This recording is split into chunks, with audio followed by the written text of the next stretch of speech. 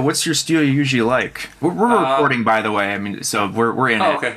Oh, okay. All right, cool. So usually it's been about 8 to 12. Okay. I was at 9, and then we had two students that are starting in the spring, which is kind of unusual Oh wow. to have folks start in the mid-year. And then I'm hoping, knock on wood, that I'm going to have 2 or 3 new ones coming in the fall. Okay. So we could be pushing 13 or 14 Wow. starting next year, which is great. Yeah. Very strong. I mean, you know how it is that starts to get a little bit to the point where it's becomes difficult to manage. Sure. Sure. Sure. But I have a great studio of guys, and I have some guys that are like new to the instrument or new to jazz really on the instrument, Yeah.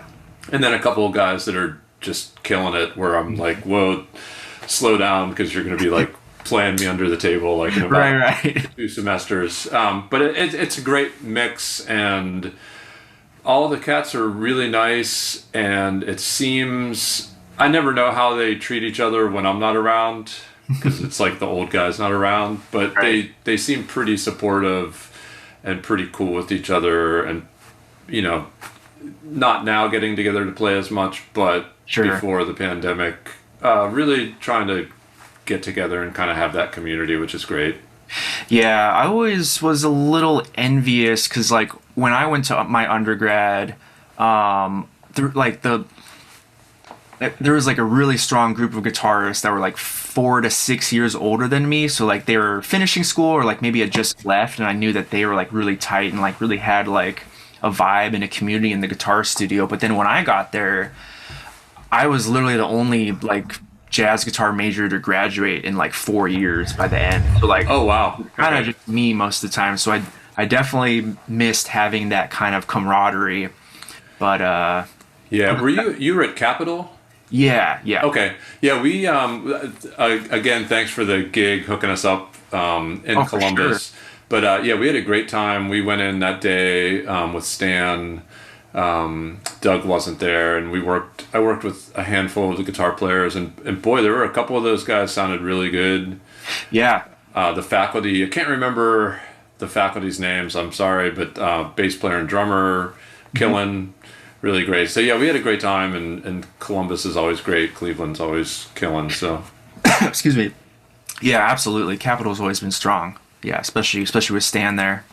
yeah, Stan's great. He took us out to lunch, and Oh, cool. hadn't really hung out with him before, but yeah, he was great and a character, and I really Yep, enjoyed yep. talking to him. That's awesome. Actually, I had a question about because I saw I was reading back up on your website, just your bio and stuff, and I saw that you teach the arranging course. I'm kind of curious about your experience just arranging and composing in general, and I had a more specific question about how being a guitarist kind of affects that world because I love composing and arranging too, and there's so many things about the guitar that translate well, but there's also aspects of it that I wish I could forget. Sure, sure, exactly. So I think that I don't know how you feel about this. Like I typically like if I'm writing for a larger ensemble, like doing big band charts or composing for larger ensembles, I do most of it at the piano. Okay. I will. It's interesting because I will maybe compose lines. Like if I'm writing a soli, I'll do that more on the guitar, maybe just because I don't have the facility on the piano. Right. But sometimes I feel like it's kind of cool that I have a little bit of a handicap on the piano because I feel like it gets me out of just playing the same and writing the same typical stuff that I would just play on the instrument. Yeah, exactly. So piano is big for me, and just kind of like the voicings. I know, like I was way back when checking out like Brian Setzer's big band and Okay. I read an article where he talked about, I think he wrote everything on the guitar and like kind of used more of the guitar voicings, which is awesome. And I'll do that occasionally, but I think just the piano has just such a vast range of just clusters and larger voicings, and you can really kind of hear like if I'm writing for 8 brass, like what that is going to translate to sonically. Right. as opposed to guitar where you just kind of have to envision like, okay, here are the bones or here are the saxes and then here's Right. It's like something for the trumpets. Yeah. So yeah, more piano. Maybe I compose more on the guitar, Okay. just because I do have more of that facility. But sometimes compose on the piano too. Like if I'm working on a reharmonization or something like that, I feel like the piano gets me more in touch with what I'm hearing, as opposed to the guitar where I feel like I'm just kind of jumping back into that bag of stuff that I have on the guitar. Yeah, yeah. That I guess that's good to know because I'm just getting back into piano. It was my first instrument, but I haven't played it like at all for years and years and years. But now, well, I'm supposed to be the TA for the jazz piano class. So I'm like, well, I should Oh, probably nice. go something. Right. Sure, sure. I pulled out a couple books and I had so much fun just playing basic 251s and stuff I haven't done since like school. And it's just, even though it's all this stuff I know really well on guitar, just doing it on a different instrument just makes me hear it differently. Yeah, it's great, man. And it's piano was my first. Like I started playing piano when I was 5. Not I didn't want to. I was basically like I came from a family of musicians, so piano was just sort of like thrust upon me Right, at a young right. age. And I wish, I'm sure you feel the same way now. I really wish I would have taken it more seriously at the time, and really gotten more into it because I do think that having more stuff down on the instrument would help with arranging and writing. But yeah, the voicing stuff when you're talking about teaching like jazz piano class, I feel like pianists have such a, I guess we do have a system on guitar, but I feel like they have like a hipper system where they're kind of already working on voicings like, kind of more Bill Evans-y kind of left hand, like Yep. 7-3-13 kind of sound or the 3-7-9 sound. And they're working through that. Whereas on guitar, I've just been kind of like trying to recently translate that over to the instrument with like more rootless voicings as opposed to just kind of giving them here's the drop 2, here's the drop 3. Yeah, absolutely. Just listening to like I've been checking out Bill Evans a lot lately, and just the way he voices for himself when he's soloing really works on the guitar. And so I'm sort of trying to push my guys more towards pianistic kind of sounds than Sure. sort of like our typical sounds. Yeah, absolutely. What was your first experiences like composing and arranging? I, I think that my first composing, just in general, I was like 8 or 9, Oh wow. and so I figured out like as a 9 or 10 year old that I had these 2 like really terrible cassette players, and I figured out that like, oh wow, if I record like myself playing on this terrible cassette player, I can hit record on this other one, play that, and then overlay these tracks, and it just kind of kept getting more and more warbly. Yeah. But yeah, I would like I was really into metal and rock, some pop, but more into like Zeppelin and kind of like more of the hard rock, AC/DC and those groups. And so like my grandmother had one of those organs that you bought at the mall. And so I'd put like a drum beat on, man, and I would just lay down a track and I would be composing some kind of tune of some sort and just sort of start messing around with that. And so I used a little bit of my keyboard skills in that aspect, but that was like my first attempts at composing very young. And really when I got more into composing, I was an undergrad, and at the time it was like 90, 91. So like Steps Ahead was kind of the group du jour, and Brecker and Matheny and Schofield, Mike Stern. So I got into a group with some cats that were probably about 6 or 7 years older than me, in Pittsburgh, and they put together this group that was playing like that kind of stuff, like Rippingtons, more kind of, I don't want to say poppy jazz, but more fusion stuff. So I hadn't written a lot at that point, but I just started writing for that group because we had a lot of gigs, and man, it was awesome because we would rehearse a couple times a week and then have a couple gigs a week, and so I could Wow. just write and write and write, and I had this group that would just play all the material. Yeah.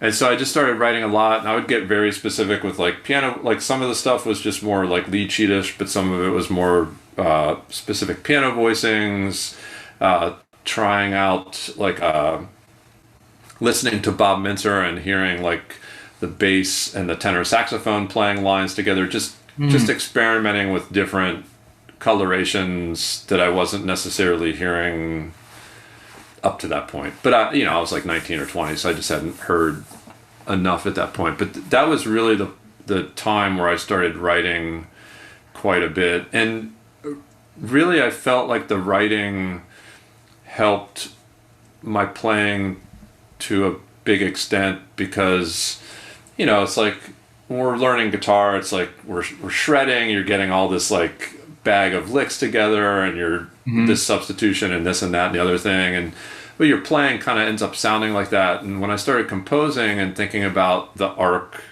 of a tune, thinking about melodies, like at the time, like the groups like Steps Ahead, even though they were harmonically very advanced, the melodies were pretty motivic, and I don't want to say simple, but they were kind of catchy, accessible. So just kind of thinking about that compositionally, I felt like was very helpful for me as a young guitar player to think more about that, and instead of just how many notes can I fit in, although I still struggle with that too, so It's always the struggle.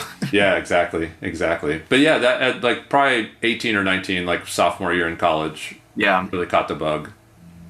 That's one of the things that I guess is easy to take for granted if you had that experience early on, just having a group of musicians that you have at your disposal to write for and just kind of shed with and workshop stuff. Because I mean, the older you get, unless you really like have the gumption to start your own projects, or you're in a school environment, you don't really have the luxury of even rehearsing, because people are just like, yeah, I'm too busy. Like, what is it? Like, oh, you're not paying me. Why would I rehearse? That kind of thing. Right. So I'm now really grateful for that. I'm back in school after being gone for 5 years. I'm like, oh, I have a big band I can like write for all the time and just like bring stuff every week. Like, when am I ever gonna get that? That is so true. And I'm grateful and fortunate that I had that opportunity. And then I didn't have that opportunity for a long time. And now doing like the military big band gig, I have that sort of again, because I have this group that's being paid to rehearse every day when we don't have gigs, and you can write again. The only problem now is so many cats right now that out of an 18-piece big band, we probably have 10 or 11 folks that are pretty good writers. Wow. So as you can imagine, we don't have the time or the gigs to kind of handle folks bringing in charts all the time. Sure. But yeah, like you're talking about like school big bands. Really, when we did our doctorates, that's when I started really writing for big band, because we Chip McNeil, who ran the program at U of I, super duper into just generating charts from within the ensembles. Awesome. So you could write like a new chart every day, and he would play it. He would rehearse that stuff. Yeah. It was just great to have that. And like you're talking about, you don't have to pay anybody. Right. You don't have to deal with people's schedules, because you just have a set time, this group's meeting. So that's amazing, man. I'm sure you're writing constantly, but I would say just relish that nice luxury. Yeah, that's the goal. Because especially, even like when you're writing, there's so many things you may think are cool, but just, maybe you just don't realize, oh, like this type of trumpet voicing doesn't sound good because you can't have 3 trumpets all in this specific part of the range. Just like really like instrument specific things, like you're just never going to know until you hear it and put it in front of people, because you can spend all the time on Sibelius in front of the keyboard or whatever, but it's like that in-person, feedback. Right. And it's amazing, because like I don't know how the student ensembles are, but like the pro cats will be very quick to let you know you're writing something on finale, and I'm listening to this chart, and I have some kind of bone line, and I'm thinking like, wow, this sounds really cool. And then you bring it in, and they're like, hey, dude, this line, you have me going from like first position to seventh, back to third. And I'm initially, as a guitar player, I'm like, well, is that hard? Like, maybe do you just need to practice it more? And they're like, no, man, it just doesn't. It's not going to sound like you want it to. So I think that one of the things I've learned, and it was kind of the same back in school, you just learn how to write for the instrument, and you also get a really good sense of writing for the level of the ensemble. So it's wonderful to be able to just write with no limitations and just think, I want to write exactly what I want to write.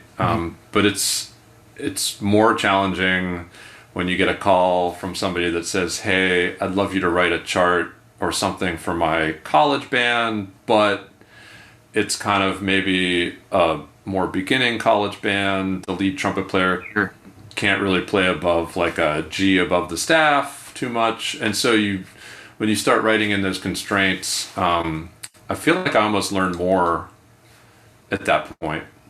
Learn more about how to write for the ensemble, writing for maybe the players that aren't just like an endless supply of technique and chops.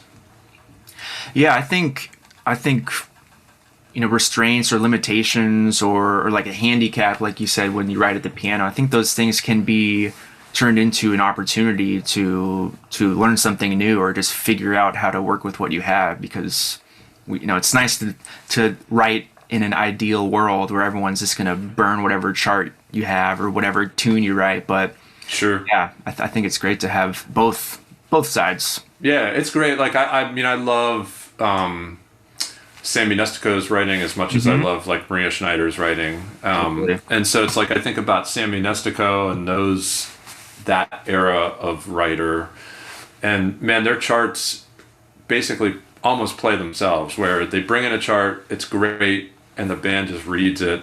Yep. Whereas when I first started writing for the larger ensembles, and still to some extent, I'd just be wondering like, man, why is this taking so long to put together and sound the way I want it to? And I started thinking like I'm overwriting. I need to, again, think about the musical arc, think about things that are more easily put together maybe, because we don't have 3 months to rehearse my really hip blues chart that I just did. So it's like learning that too, like just learning what's playable to some extent, but still being hip. Sure. You mentioned Maria and Sammy. Are there other like arranger composers that kind of influence you or that you use especially in even your arranging class? Like I love like all the classics like Brookmeyer, Thad Jones. Maria is killing. Trying to think. Sammy Nestico. All the Claude Thornhills, like that totally kind of era of writers. And Gil was one of his one of his late Gil, Mm-hmm. Gil Evans, all the stuff with I'm having a senior moment right now with the Ella Fitzgeralds, like Nelson Riddle. All of that stuff. Billy May. Yep. Is another one. And then like the newer writers, like I've been fortunate to play like on some records with Alan Baylock. Oh, cool. So I'd kind of put him in there with like the modern writers that I really dig. 'Cause he was working with one of the military bands, right? Yeah, he was we were like 2 weeks apart starting in the Airman Note, and he was the staff arranger for us. So his like whole gig was at that time to write just for the Airman Note. That's wow. And he's a great writer, and he taught me a lot about writing, just from playing his charts, writing stuff that sounded great and sounded hip, but was still accessible to like the heaviest of jazz aficionados down to like folks that were just getting into the genre. Sure. And he wrote a lot for the guitar. Mike Crotty was another guy. I don't know if folks would know his name as much, but he was the Airman Notes staff arranger before Alan. Okay. And Sammy, actually, that's how he started. He was the Airman Notes arranger, really? like in I think the 50s or 60s. Wow. And so Mike wrote a lot of stuff for guitar. Another writer that folks probably won't know about is when I went to Duquesne, John Wilson, a really great trumpet player, played on some of the early Jimmy Rainey records. Like he played on A. He was a great writer. And again, another cat that like I seem to have found my way to like writers that really dig the guitar and really think of the guitar as an equal player in the ensemble. Chunking all night. Yeah, because a lot of writers just, it's intimidating. They finish the chart and then they're kind of like, oh crap, I forgot the guitar part, and then they just put like chords or right. So being around those guys, like they really thought about where the guitar fit in with the ensemble sonically, and they would write the same thing like with Maria. Like when I listened to Maria Schneider and you had like Ben Monder on, it's these folks really write for the guitar and write for like, using the effects that are available to us, thinking about like how much range we have and how we really, like John Wilson really taught me that the guitar was very chameleon, like it blends equally as well with a flute as it does with the trombone, as it does with the piano, as it does with like a soprano sax. And really, man, I feel like we kind of get blown off in the big band world, but I feel like we're sort of like the most important linchpin. No, seriously. I was gonna say, I mean, about the blending, like, you hear guitar with any instrument, and it just fits. It's like this glue. It just makes it work so well. Yeah. So writers out there, use us. Yeah, no, seriously, and it's great too, because I know, like, just educationally speaking, I remember, I think I was still in the Airmen, and we would go out and do all these clinics, and I remember high school band director or college band director would be like, hey man, my guitar players can't read. Like, what do I do? Like, why can't they read this stuff? And I would ask the kid, like, hey, let me see your book. And it would be like 30 charts of like Freddie Green, which is awesome. That's great. Yeah. And then there'd be like one chart that was like a funk chart that had like a sea of 16th notes. Right. The kid couldn't do it. So, I mean, the other thing about having people writing for the guitar is it really helps to kind of close our gap as readers and ensemble players to equal that of the horn players, because I do still feel like in a way some of us, or as an instrument, we're still kind of in our infancy in the large ensemble. So just how it is. It's like, how do I phrase with the trombone and sound like I'm a trombone player, or how do I phrase with the piano where they're like attacking everything? And so it's cool to have writers and to think about that as a writer too, how it will impact younger guitar players. Absolutely. That's a great point. That's what I've been thinking about recently, because like guitar, as ubiquitous as it is, like everyone learns guitar, it doesn't have that same place in the like middle school or high school music areas, because unless you really know how to read and like are really wanting to do it, there's kind of no place for you except for the jazz band. You don't grow up in orchestra, you don't grow up, in wind symphony or whatever. You don't have this like, you don't even have a section of other people that play your same instrument where you're kind of figuring out phrasing and all whatever it is together.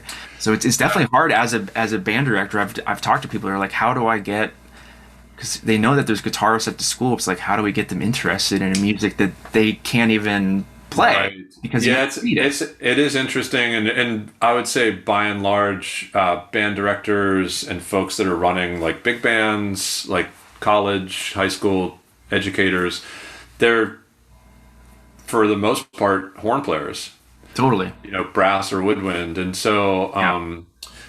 Just like I don't know certain aspects of the bone, it's like they really kind of focus on getting the ensemble, like the horns sounding tight, but then the rhythm section sort of doesn't get as involved. Like there's not as much to say to them. So I think it's cool to kind of get a chance. Like I always love going in and working with a big band, just the rhythm section, to Yep. to kind of teach these guys because we as guitar players, it's like when I was 13, I didn't.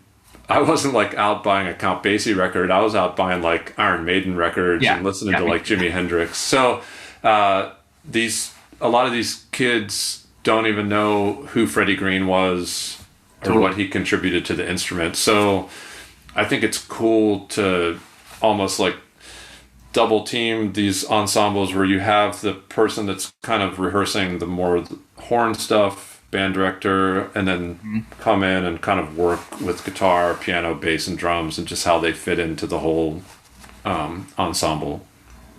Yeah, absolutely. That'd be a super fun job to just like go to high schools every week and just like work with rhythm sections. That'd be awesome. Right. But yeah, but man, I still haven't cracked the guitar reading code. Like I still haven't figured out a way to get younger players reading well. Yeah. So I don't know I don't know how That's, you approach that with your own students in your studio. well, one of my questions or thoughts in general is like how okay, so with jazz education, it's so important to know the history because it's just the building blocks, it's the foundation, it's the language, it's all of that, it's the Sure. style. But I'm also like increasingly curious or like worried about how we keep younger students just interested because like I think about students that know that they want to go to school for music and jazz is kind of their avenue because classical doesn't make sense for them, Right. but they get to school right away and it's like here's all this stuff you don't know anything about, like bebop, all this music that you've maybe even never really listened to, like maybe you've listened to jazz but maybe not even stuff before whatever year. Oh yeah. It's like it just like I remember it was just so daunting for me, and obviously I was very self-motivated, but I saw the reason why I was the only guitarist to graduate in 4 years because everyone dropped out. Oh And really? it's not Wow. of the guitar program at least, and I don't think it's on anyone, like it's not Stan's fault or anyone, but it's just Sure. like, how do you reconcile like giving students what they need as the foundation but also kind of like making them excited. Right. Yeah, that's a great question, and it is challenging because we just don't 95% of guitar players that show up at college, yeah, it's like you can either do jazz or classical. So that if they don't want to do Right. classical, it's just jazz. But like you said, they don't even know who Charlie Christian is. Maybe like they just don't know the lineage. And I remember being a senior in high school, and like my father was a great jazz musician, but he was my dad, so to me that was kind of lame because Yeah. Dad's doing it. dad's lame, and so I don't listen to that. But in high school, a couple other students like at a local magnet school said, man, you got to check out like Charlie Parker, check out John Coltrane, check out Miles Davis. And at first, like I checked out Bird and Coltrane, and I was like 16 or 17, and I just hate it. I thought, I hate this. Like, Yeah, right. what's the deal with it? I don't get it. I'm not really totally digging this. But it was kind of a cool time because like I think getting the students interested, like we had like Schofield and Stern and Holdsworth and McLaughlin, and all these guys were kind of playing somewhat out of that bebop language, but more of like a rock kind of sound or a rock approach ish.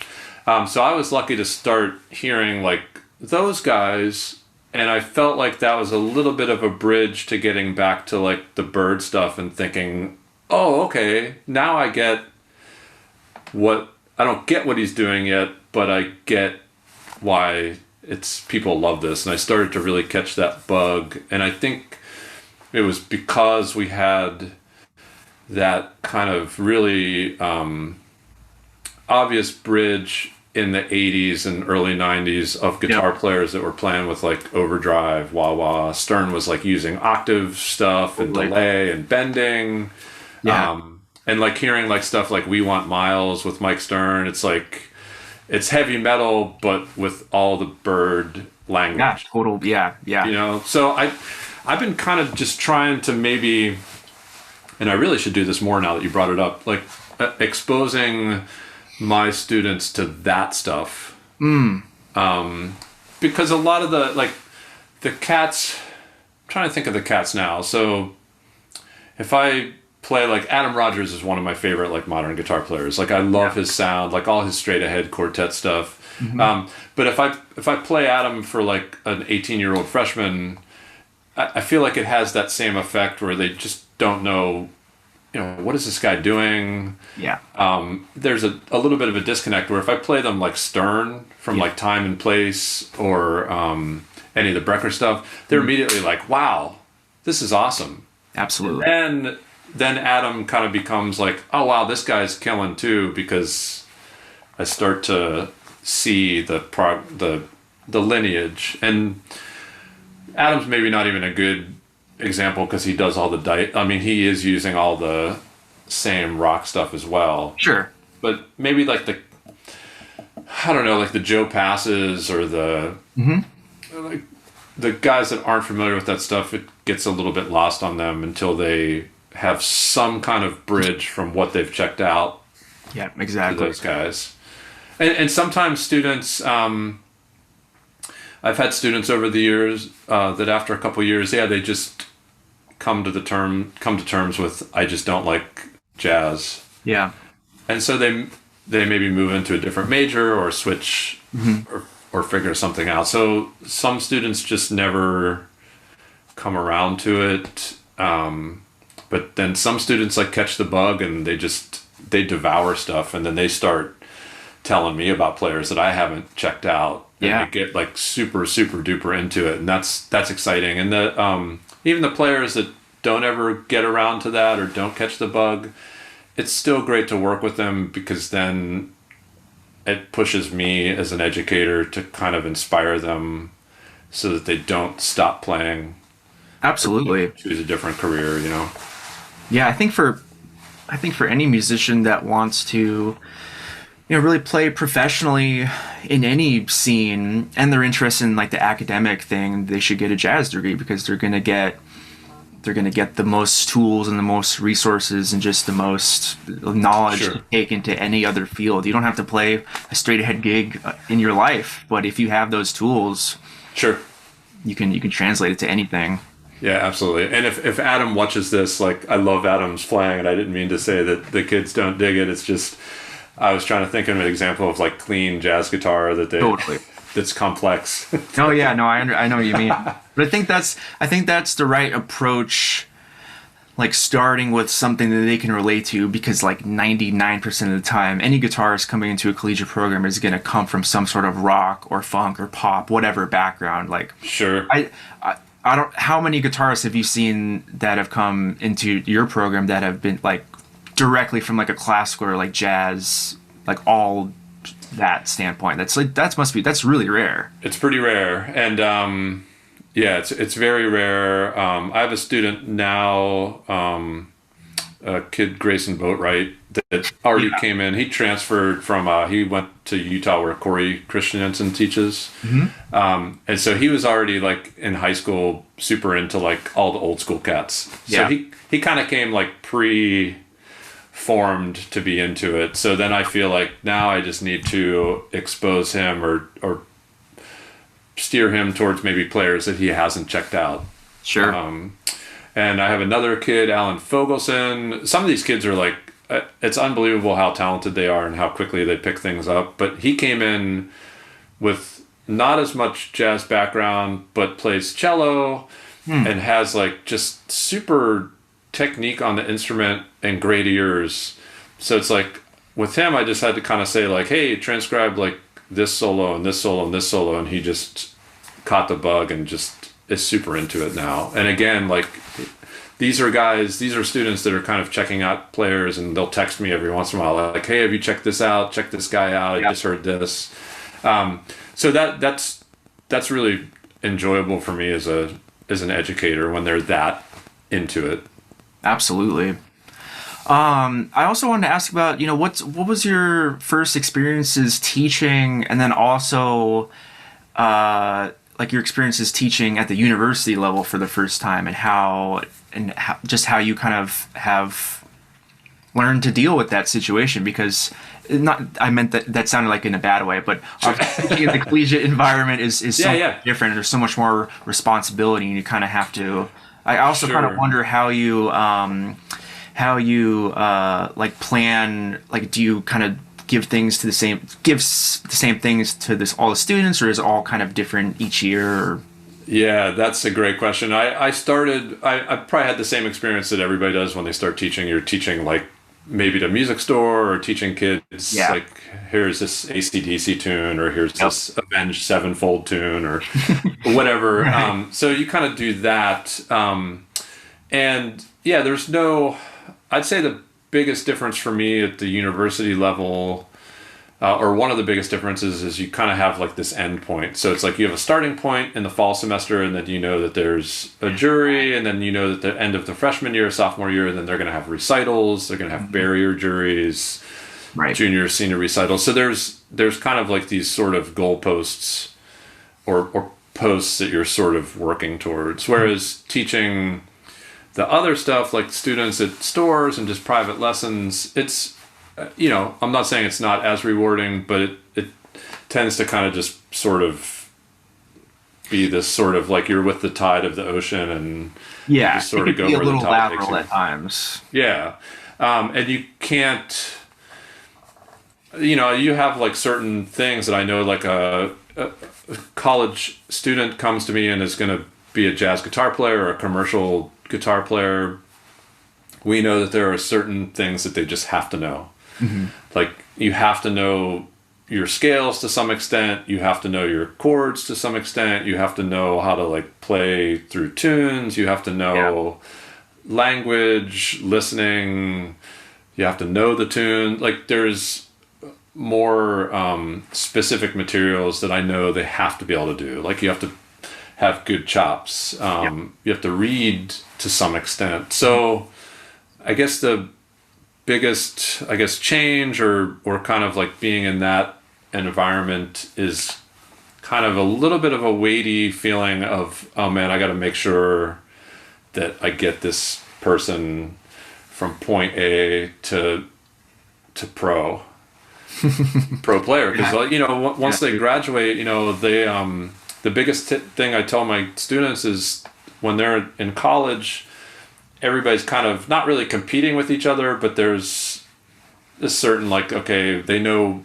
where they kind of fit in level wise. Yeah. They have the upperclassmen that they look up to. They have the folks that are like more beginning, that are behind them. But I'm like, man, the day you graduate, you're kind of competing now with the whole world. Everyone, yeah, it's good. So, like, when you're checking out Julian Lage as a college student, you're thinking of him as like this non-attainable entity. But once you graduate, it's like that's who you're in the same space. He's your peer now. Yeah. To some extent. So I think it's I don't want to say it's stressful, but I feel like I try to take that responsibility of like I have to give these folks a certain amount of tools that they have to be able to do by the time they get out of here. And then within that, it's hard to not give everybody the same thing, especially when you start to get like 10, 12, 14 students. Absolutely. It becomes more challenging to cater every single hour to each student. But I try to do that to some extent. I try not to, if some kid's playing at a super, super duper high level, I try not to just say, well, no, this semester we're supposed to work on our drop 2 voicings, right. which you already can do, but this is just this is my plan. Right. So, just playing with the guys and just, I think really the biggest way for them to learn and for me to learn how to help them is to play with them and just determine where are you at? What are the things that maybe I'm hearing too much of? What are the things that I'm not hearing? Are you what's your level of interaction? Yep.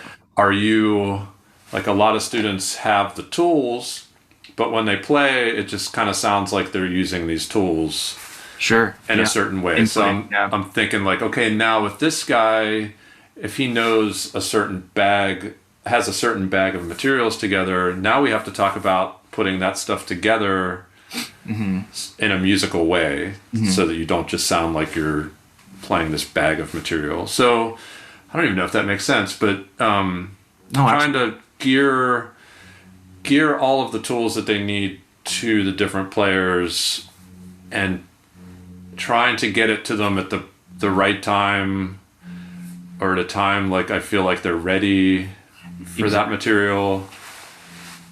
And then you got the students that some students, you tell them to transcribe a solo, they come back a week later and they memorize the solo and can play it.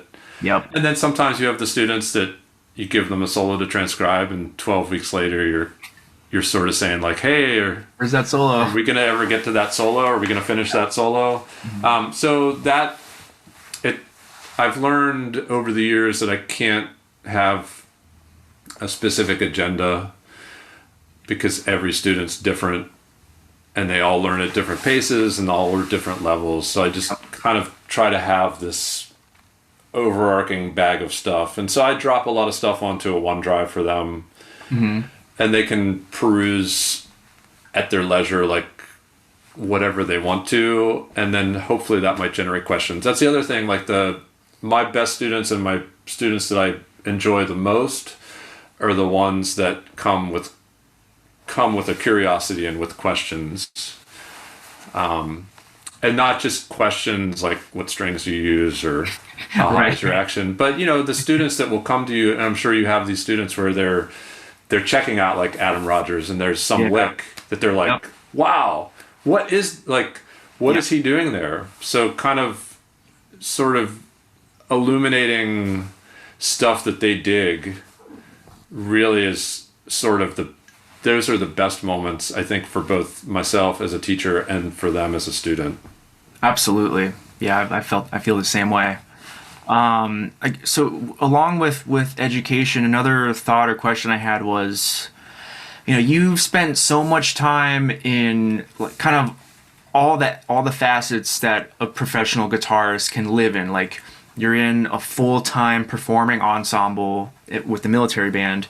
You're also an educator, and you've also been like a sideman and done, various other types of gigging and band leading as well. I'm curious what you tell your students nowadays, or what you think is kind of the most viable path for them. I know everyone is different, obviously, but do you recommend grad school for people? Do you recommend they just kind of, gig for a couple years and figure it out? I mean, what do you tell your kind of upperclassmen students these days? Usually, like if a student's getting ready to graduate and they start talking about graduate school, my first response is to wait for a year or 2 or 3, or just wait. Like I feel like we all do undergrad because everyone does undergrad. So you go to school because all your friends go to school, and you just go to school. When you start going to graduate school, and I'm sure you feel like this, what is the reason that you're going to graduate school? Is it to get something that you missed from your undergrad? Is it a certain teacher that's at that school that you're just have always wanted to study with? By and large, and I won't lump all of my students into this situation or this thought process, but it tends to be a stopgap of I'm afraid to get out there into life. And so I'm finished with my undergrad, so bam, I'm going to go and do my master's degree. Yeah. But wait, that's only 2 years.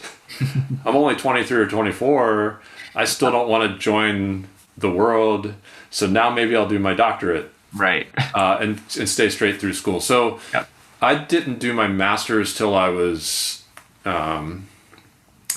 started my master's. I think I was 32 or 33. Oh, it was after I did the airman gig. And then I finished my master's. I think I was like 34-ish, like mid-30s. And then I didn't do the doctorate. It took a couple years to do the doctorate. And really the only reason I did the doctorate was because my wife Darden wanted to do her master's in jazz voice.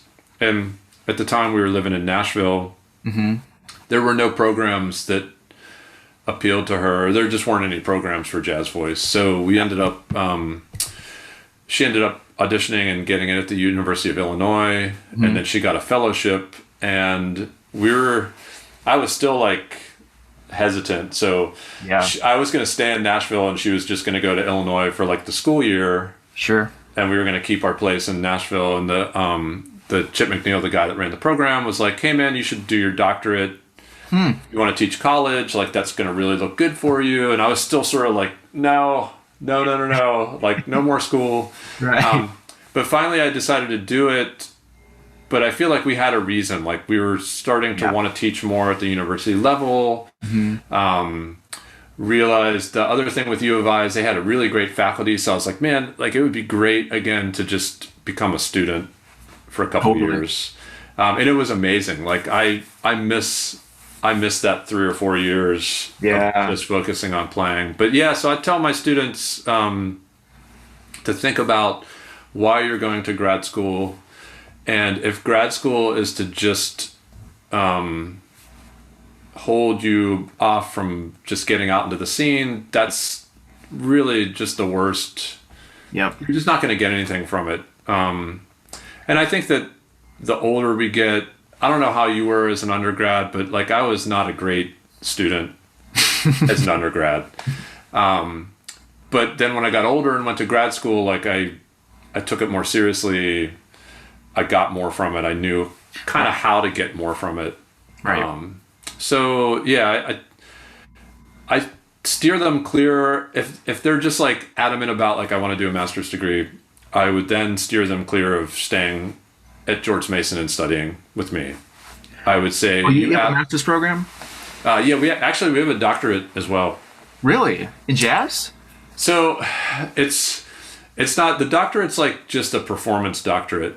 Okay. But you do like a jazz emphasis where all of your courses are jazz. Oh, wow. But the actual piece of paper you get doesn't say Sure. doctorate in jazz. But the master's is jazz specific. And then the doctorate, I think we've had 6 or 7 folks get through the doctoral program, and some like really great players, mostly older students. Sure. That were professional players.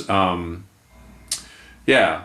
So, yeah, I definitely like if someone's going for like a master's though, like one of my guys, I'm thinking, man, who would I love to study with?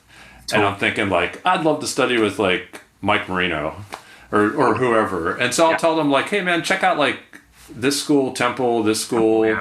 Like you should go and study with these masters. Like you've been with me for 4 years. I don't want to say I'm out of stuff to work with you on, but you really should get out and get a different perspective if you're going to do it. Yeah.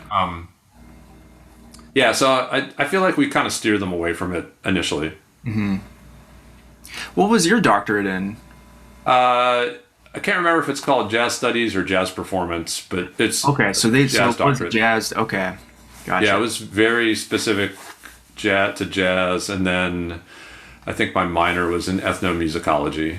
Oh wow! You had to do a minor as a doctoral student at U of I. Gotcha.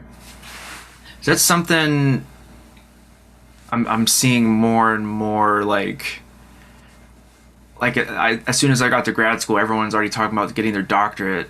And I'm like, what? Why? Like maybe not the jazz cats too, but especially all the other cats. And I'm like, and the head of the program, like one of the first days, he was like, yeah, I think I might be in like the last generation of like, head of jazz studies where I don't have a doctorate and like I don't really need one. But he was like, sure. It's getting tougher and tougher for younger cats that want to enter that world, and you just need as much paper as possible. Yeah, it's like I'm sort of on the fence and torn with it all. I think that I do think that one of the biggest things I learned doing my doctorate, aside from like it was a great musical experience, but I just learned how to live within the academic system and the community. how things worked, how to navigate that. And it's kind of similar to like my military gig, where you kind of have to get into the military band to know how to navigate Right. the military band world. So I think that part of why these schools now, especially smaller schools, will look for that paper is because they want someone that they don't have to train, I guess, on how to be in the, like, what's a jury? How do I sit on a doctoral panel? How do I, Yeah. when someone needs letters of recommendations, what's that? What's a teaching philosophy? What's Sure. all of this That's a different good point. Yeah. stuff that they kind of want nowadays. And then my other thought is that the reason that so many people are getting advanced degrees is because we just don't, like, I remember talking to my dad at one point, and he toured with Maynard Ferguson for 4 years in the 70s. Wow. And so when he left Maynard's gig, he came back to Pittsburgh and he said, I had a contract at a club. I played 5 nights a week at this club, and it was for a year, and I could sub out like a certain percentage, but 5 nights a week it was like my trio, my quartet. Nowadays it's like that same club. Before COVID, maybe you could get a gig there once every couple months. Yeah. The monetary rewards are similar to less. And so I just don't think, I don't want to say that there aren't as many opportunities, because I do think that there are a lot of opportunities. There's just not as much of like the mentorship of like the groups like the Blakeys, Totally. Miles Davises, where kids get into a group with an older master, Yep. learn the ropes that way. Yeah. Playing night after night. Yeah, playing 6-7 nights a week, playing even more than that, tunes and all this stuff. So I think that, and I read online, social media, like, you get the folks that are like so anti music school for jazz, and I do get that to a certain extent, but I think that at least my philosophy, and hopefully the good educators' philosophy, is we're sort of trying to replicate that mentor apprentice kind of relationship, even though it's a little bit more artificial. It's a different environment, but it can kind of yield some or most of the same rewards if the teacher's good. If you got a teacher that's just like, here's this book and we're going to work out of this book, and if you ask me any other questions, I'm just going to like steer you back to this book. That's not cool. But I think that you get around your students and you like expose them to transcribe this, check this out. If you check this out, let's talk about like what Joe Pass is doing on these Ella things. Like, let's do that. Let's play this duo. Like, why do your voicings not sound good? Like, do this. Like, you can simulate that environment, I guess. And I think that that's why there's so many folks just staying in school, because it's like you can play, like you're doing your masters now, you can write for this big band. As soon as you get done with your masters, there's sort of like no more big band. Yep, totally. So then you might think like, well, I could do a doctorate. I'll have 4 more years of like a really great ensembles that I can write for. Totally. So I think that those are kind of the reasons, or part of the reason. And I was just reminded of, like, yes, school is definitely can be artificial as far as the mentor, faculty relationship, but I've been lucky enough, like the outside experiences I've had with like my capital faculty, like, I mean, I've had many nights where I've hung out to like 3 a.m. after hours at like the jazz club, just like hanging out with my professors or playing with them. After a certain point, they would hire me and then we would just hang all night, and that's where sometimes I'd learn even more from someone. Just asking stuff. We try to create, like Darden and I, there's a really great restaurant that's near the campus, this place called the Epicure Cafe, and actually the owners... I played there once. Yeah, okay, yeah. Yeah. So the owner's son is one of my students at Mason. Cool. So Darden's, like, one of the things that we loved at U of I was that there was a club that was right off of campus that had jazz 7 nights a week. and like the Iron student groups. Post? Yeah, the Iron Post. Yep, I've heard of it. well Okay. worth it. The Iron Post. Yeah. Yeah. So there was certain nights were like a U of I night, but then other nights were just like the local players or whatever. So there was always something happening, and the kids could all go hang, and the faculty would be there and playing and hanging. And so we're trying to kind of, not now, but we were creating that kind of environment at the Epicure where we were trying to have like jazz guitar nights, jazz vocal nights. This semester we're talking about doing like an Ella Joe Pass sort of thing where we pair all of the guitar players with a vocalist, and they're going to like do some of the repertoire from all those great records. And then, health willing, if we can kind of get out a little bit more, have these nights where folks can play. We try to, I know it's difficult for students because like where we are in DC, it's so spread out that if I'm playing a gig 30 miles from campus, it's a challenge for the students to like get in the car and drive to like a different part of DC. But we do try to encourage that. I'll try to occasionally, as much as possible, like when Peter Bernstein came to town with Larry Goldings, I tried to get as many of my guitar guys, and we just kind of went out and hung. Yeah. And yeah, just hang. And yeah, the school building definitely makes it a little bit more artificial, but even when we're hanging at school, like I try to be as much like, hey, we're just hanging. Totally. It's not a club, but it might as well be a club, and we might as well just hang and talk about stuff and just sort of rap about it. So we do our best to make it not just like this classroom thing. Just look at the syllabus. All the answers are there. Yeah. What tunes do I need to know? Well, look at that list over there. Like, Right. But so there's a little bit of that. But I think we're still, like, I'm still old enough to remember that going out in Pittsburgh and going to jam sessions and checking out all the local players and checking out the big name players when they would come into like some of the bigger clubs. And so we still try to encourage that. Absolutely, man. Well, I know your students are very lucky to have you. You're an amazing player and educator. Oh, thanks, Zach. You do everything so well, man. Seriously. Oh, I appreciate it. Of course. I think I don't want to take too much of your time, but one of my last questions or thoughts was just what it's like being in the military band experience, especially where, like you mentioned, you rehearse like every day or often, even when you might not have gigs. It's so rare to be in a full-time professional ensemble that's just rehearsing all the time. I just wonder what that experience is like. It's cool. Like, well, first of all, I'd say that I'm like uber grateful to have the gig. Because I know that, like, especially right now, so many cats are struggling, and it's like the whole landscape of the industry has just changed in the last 9 months. That I'm grateful for that position or that job. But I think it can be challenging because I think at the Commodores we do like 80 to 90 gigs a year. Okay.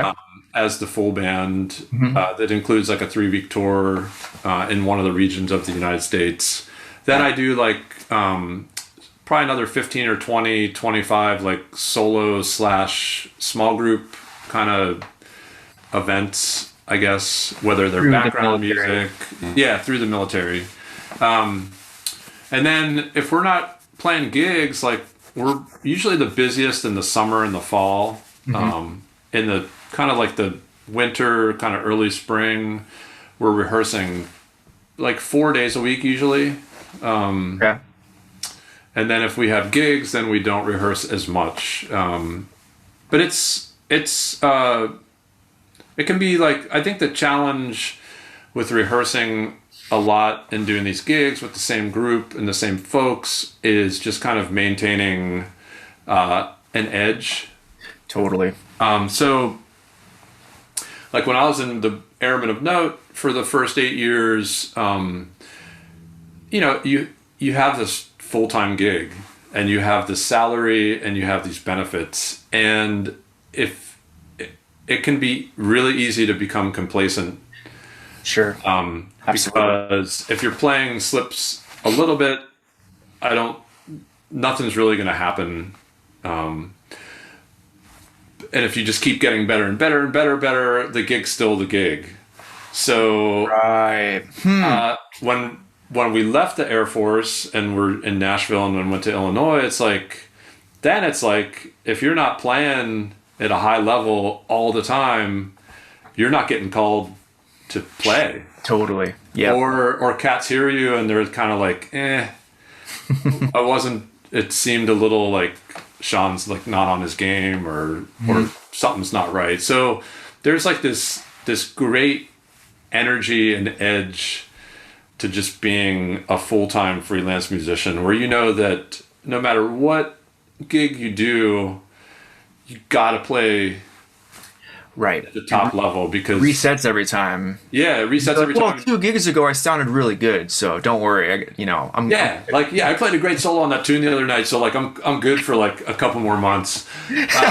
Right. You know, like if I stand up on the Navy gig and play like a terrible solo, it's not like tomorrow they're going to say like, "Hey man, we can't use you anymore." Like I'm in the gig. Yeah. So I would say that the inner fire or inner motivation is the most challenging part of the gig. Yeah, because the onus is most certainly on the individual. Yeah, because it's like, you know how it is, like we rehearse a lot. I mean, we rehearse more than probably any civilian group, even like the biggest names. Like they just don't rehearse that. Like they don't rehearse 4 or 5 days a week. So there can be like, it's challenging to like on a Monday morning to sort of just phone it in or just think like, I just don't, I'm not really like into it right now. Yeah. And so kind of staying on top of that is the most challenging thing in progressing, like just getting better and better and better and transcribing and still like learning tunes and stuff like that, because it doesn't necessarily help you on that gig specifically. Sure. The great part, that's the challenging part. The great part is that you're playing you're forced to play all the time. So there's never like a point where I could just get disgusted and just not touch my instrument for a week or two. Yeah, I have to. And so it kind of helps push me in a way because it's like we'll rehearse at like 11 a.m. Mm-hmm. I might show up at the building at like 9:30 and just go up into one of like the Wenger practice rooms and just shed for like an hour to just get warmed up and get everything flowing. So I think that it kind of forces you to keep your chops up, but in another way, if you really want to like progress, that's the challenge of it. Yeah. But there's like always upside and downside. The upside is that you play with these players all the time, so there definitely does become like each person's playing. So like if I'm comping for person X, I become really intimate with person X's playing, and I feel like I can really help propel them or do stuff that's making them sound their best. Whereas if I'm playing with different folks all the time, there's a level of not uncertainty. Knowing there's a level of uncertainty, and that's great. But then the downside is that people play with each other for 10 or 15 years. You start to learn folks' weaknesses or what they do best. What they do best, or maybe what they don't do the best. Yeah. And so that's the other challenge for me is like I don't want to be the weak link. I don't want to be that guy that they say, oh, we can't do this chart because Shawn can't like navigate these changes, or it's too fast, or it's too angular. So kind of keeping the level super high so that no matter what gets put in front of you, you sound, as good as you sound on that, like at your peak level. Yeah. And that's easier to maintain as a freelancer. That's part of the thing that I miss about being at U of I and just being out in the world is, man, there's this kind of, I don't know, this energy about just every time you played, like never like kind of giving up or letting up at all, because you just never knew what was going to happen or who was going to hear you or what was going to come from it.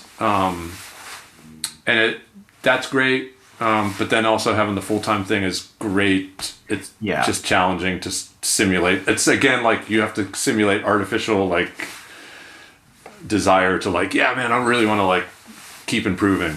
Yeah, absolutely. That could be a tough spot.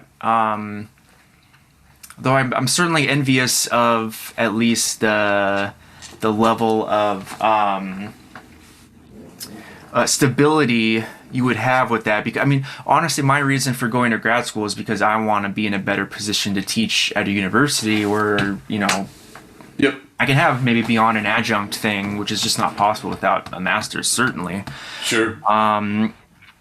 Yeah, just for me, I'm not sure it's viable to play full time anymore. It's not something I mean, obviously I want to play a lot, but I don't know if I want to play like 200 dates a year just because I literally have to, because that's what it was coming down to. So it's always that balance, but I'm eager to get into the teaching realm and kind of have that. Yeah, man. Because I love it. You're going to do it. It's just a matter of time of when you're going to get like an adjunct gig and a full-time gig, and then you're going to end up being like, you know, a educator all-star, like really great gig. No, seriously, because it's like you're such a great player, and you're like super like ridiculously studied, like where you're like, my students are starting to watch all your like chord voicing videos and stuff like that. And they're like showing me stuff, and I'm like, oh yeah, I know Zach. They're like, hey, I found this guy Zach. Like, I'm like, yeah, man, that's crazy. So you're gonna do that. That the other thing I would say is that the teaching gig and the military gig have similarities where if you get a full-time teaching gig, again, it can be challenging to like maintain your own progression and level, because you're helping others so much. Yep. You sort of get lost. You can get lost a little bit in like getting them to be great players and then forget about yourself for a little bit. Absolutely. But yeah, the stability is great. Like, I'm fortunate to have the adjunct thing and the military thing. The teaching thing, I would never say like what I prefer. I think the teaching thing is really great because you can do, it's kind of like the world is your oyster a little bit. Yeah. Where you can kind of take it as far as you want to, start as many different groups as you want to. Whereas my military gig is just, I'm not going to really change or add anything to that. Yeah. Like, I do the gig. One function, yeah. But the teaching thing is awesome because it's like you can really like within that system start almost anything and create almost anything and affect students' lives as much as you want. Like, you can be as involved with their progression both personally and musically as much as you want to. But the stability is definitely nice. The teaching, like the recruiting, like I sometimes feel like we're sort of like football coaches where they've got like their junior and senior quarterback is the superstar, but they're going to be graduating. So then they're recruiting like, where's my next superstar quarterback coming from? Totally. I just had this conversation with Darden the other night. I sat down and thought like, oh crap, I'm losing like 5 people after next year. And they're some of my best people. Yep. I'm like, like I gotta start kind of recruiting and getting my next group of guys in here. So that's probably one of the more challenging things, is just recruiting.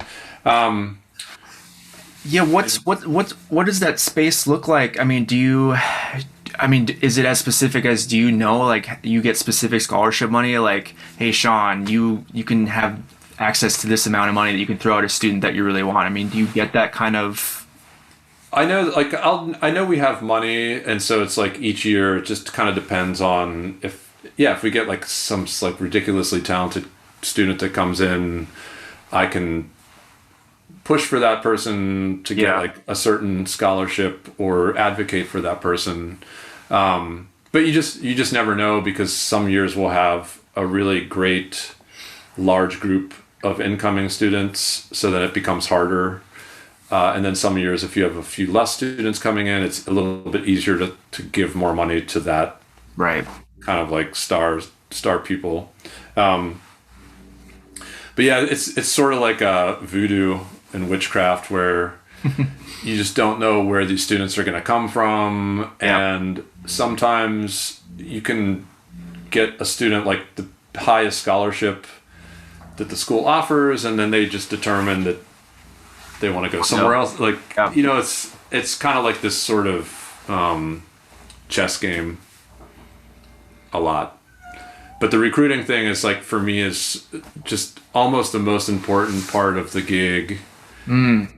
Just because the studio can go from 12 people to 4 people pretty fast. Yeah, seriously.